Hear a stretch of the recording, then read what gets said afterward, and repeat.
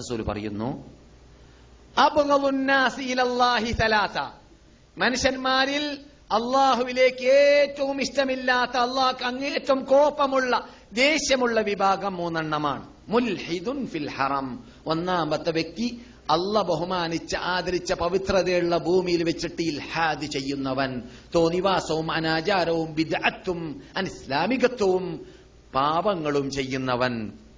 അതുപോലെ തന്നെ രണ്ടാമത്തവൻ ഓ മുബ്തഗിൻ ഫിൽ ഇസ്ലാമി സുന്നത്തൽ ജാഹിലിയ്യ, അനിസ്ലാമിക കാലഘട്ടമാകുന്ന ജാഹിലിയ്യ കാലഘട്ടത്തിലുള്ളതായ ആചാരം ഈ ഇസ്ലാമിലേക്ക് കൊണ്ടുവരുന്നവൻ, അതിൽ ചെയ്യുന്നവൻ, ബിദ്അത്ത് ചെയ്യുന്നവൻ, അനാചാരം ചെയ്യുന്നവൻ. അതെ, അവകാശമില്ലാതെ വധിക്കുന്ന, അവകാശമില്ലാതെ അർഹതയില്ലാത്തതായ ചോര പിച്ചിച്ചു നിന്നവൻ 3-ാമത്തവൻ. മഹാനായ ഉമർ ഇബ്നുൽ ഖത്താബ് റളിയല്ലാഹു തആല അൻഹു വിശുദ്ധ മക്കയിൽ വെച്ചിട്ട് തെറ്റ് ചെയ്യുന്നതിനെ വൻദോഷത്തിൽപ്പെടുത്തിയതായി ഗണിച്ചിരുന്നു. ഇബ്നു അബ്ബാസ് റളിയല്ലാഹു തആല അൻഹു മക്കയിൽ താമസിക്കാൻ ഭയപ്പെട്ടിരുന്നു. തന്നിമിത്തം തായിഫിൽ പോയിട്ട് താമസിച്ചിരുന്നു. ചോദിക്കപ്പെട്ടപ്പോൾ പറഞ്ഞത്, തെറ്റ് ചെയ്തിട്ട് അള്ളാന്റെ കോപം സമ്പാദിക്കാൻ എന്നെ കൊണ്ട് സാധിക്കൂല. തെറ്റ് ഇവിടെ ചെയ്യുമ്പോൾ 10 മടങ്ങ് ശിക്ഷ കിട്ടും, അതുകൊണ്ട് അതിനെന്നെ കൊണ്ട് സാധിക്കൂല. സൂക്ഷ്മതയിൽ സൂക്ഷ്മത പാലിക്കുന്ന മഹാത്മാക്കളിൽ മഹാത്മാവായ മഹാനായ ഇബ്നു അബ്ബാസ് റസൂൽ തലയിൽ കൈവച്ചുകൊണ്ട് അദ്ദേഹത്തിന് വേണ്ടി പ്രാർത്ഥിച്ചു. അല്ലാഹുമ്മ ഫഖ്ഹിഹു ഫിദ്ദീനി വഅല്ലിഹു തഅ്വീൽ, ഇദ്ദേഹത്തിന് ഖുർആൻ വ്യാഖ്യാനത്തിനുള്ള കഴിവ് നൽകണം, ദീനിൽ ഫിഖ്ഹ് നൽകണം, പാണ്ഡിത്യം നൽകണം എന്ന് റസൂൽ ശറഫാക്കപ്പെട്ട കൈ തലയിൽ വെച്ചിട്ട് പ്രാർത്ഥിച്ച നബിയുടെ അളാപ്പയുടെ മകൻ ഇബ്നു അബ്ബാസ് ആണ് ഈ പറയുന്നത്. തെറ്റ് ചെയ്യുന്ന ആളല്ല നമ്മെപ്പോലെ. നാമൊക്കെ കൂമ്പാരമായി ഓൾസലായിട്ട് തെറ്റ് ചെയ്യലാണല്ലോ. നമുക്കല്ല പുറത്തു തരട്ടെ. അങ്ങനെ തെറ്റ് ചെയ്യുന്ന ആളല്ല ഈ പറയുന്നത്. എപ്പോഴെങ്കിലും തെറ്റ് വന്നു പോകുമ്പോൾ അതിന് 10 മടങ്ങ് ശിക്ഷ കിട്ടുകയാണെങ്കിൽ എന്നെ കൊണ്ട് അത് അനുഭവിക്കാൻ പറ്റൂല എന്ന് പറഞ്ഞുകൊണ്ട് തായിഫിൽ പോയി താമസിച്ചു എന്നാണ് ഇബ്നു അബ്ബാസ്. അത് അവരുടെ ഇജ്തിഹാദാണ്, അത് അവരുടെ ഗവേഷണമാണ്. പക്ഷെ അതിൽ നിന്നിട്ട് നാം പഠിക്കേണ്ട പാഠം, സലഫുസ് സാലിഹീങ്ങളിൽപ്പെട്ട മുമ്പന്മാരായ മഹാത്മാക്കളാകുന്ന ആ ഉത്തമ സമുദായമെന്ന് റസൂല് വിശേഷിപ്പിച്ച കാലഘട്ടത്തിൽ ജീവിച്ച മഹാത്മാക്കൾ അങ്ങനെ ആണ് സൂക്ഷ്മത ഈ നാട്ടിൽ ജീവിച്ചപ്പോൾ പാലിച്ചിട്ടുണ്ടെങ്കിൽ നാം എത്രമാത്രം ശ്രദ്ധിക്കണം എന്നത് മനസ്സിലാക്കാൻ വേണ്ടിയാണ് ഞാനിത് പറഞ്ഞത്. അതുകൊണ്ട് തന്നെ ഹജ്ജ് വേളയിൽ ഉംറ ഹജ്ജിന് വേണ്ടി വരുന്നവർ ശ്രദ്ധിക്കേണ്ട കാര്യമാണ്. അല്ലാഹു സുബ്ഹാനഹു വ തആല ഖുർആനിൽ ഹജ്ജിന്റെ ആയത്തുകളിൽ ചർച്ച ചെയ്തതായ ഭാഗമാണ്.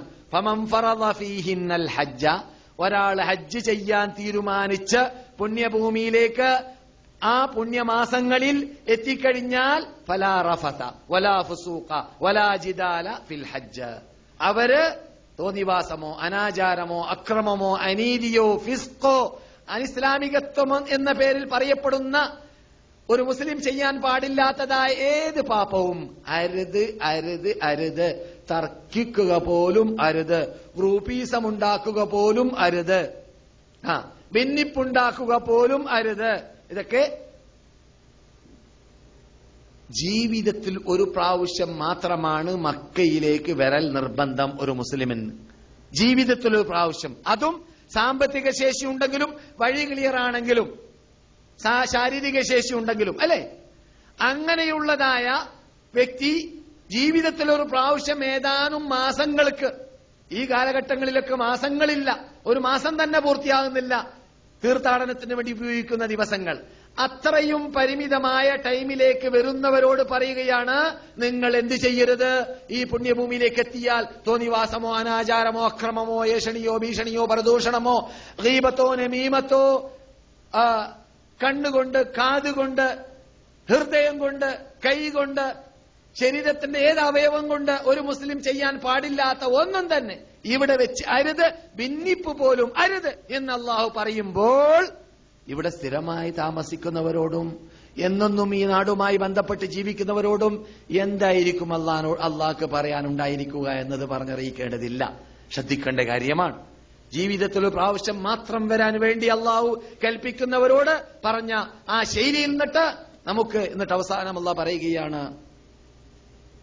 വമാ തഫ്അലൂ മിൻ ഖൈരിൻ യഅലമുഹുല്ലാഹ്, തീർത്ഥാടകരെ നിങ്ങൾ ചെയ്യുന്ന സർവ്വ നന്മയും കൃത്യമായി അള്ളാഹു അറിയുന്നുണ്ട്.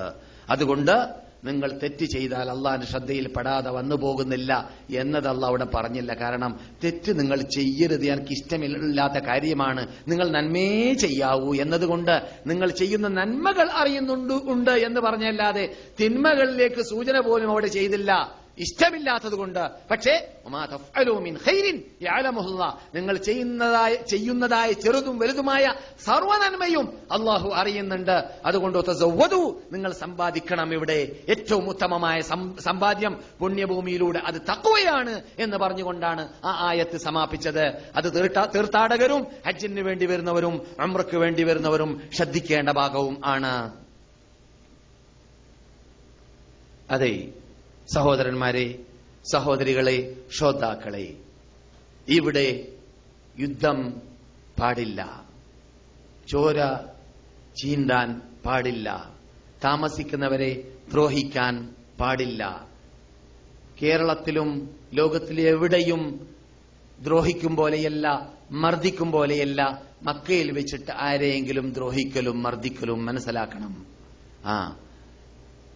അതുകൊണ്ട് അല്ലാഹു സുബ്ഹാനഹു വതആല അവലം നുമക്കിൽ ലഹും ഹറമൻ ആമിന വമൻ ദഖലഹു കാന ആമിന വഹാദൽ ബലദുൽ അമീൻ വആമനഹും മിൻ ഖൗഫ് എന്നീ ആയത്തുകളിലൂടെയെല്ലാം ആ സുരക്ഷിതത്വം എന്ന പദം, ആ നിർഭയത്വം എന്ന പദം ഉപയോഗിച്ചുകൊണ്ടാണ് റബ്ബ് സംസാരിക്കുന്നത്.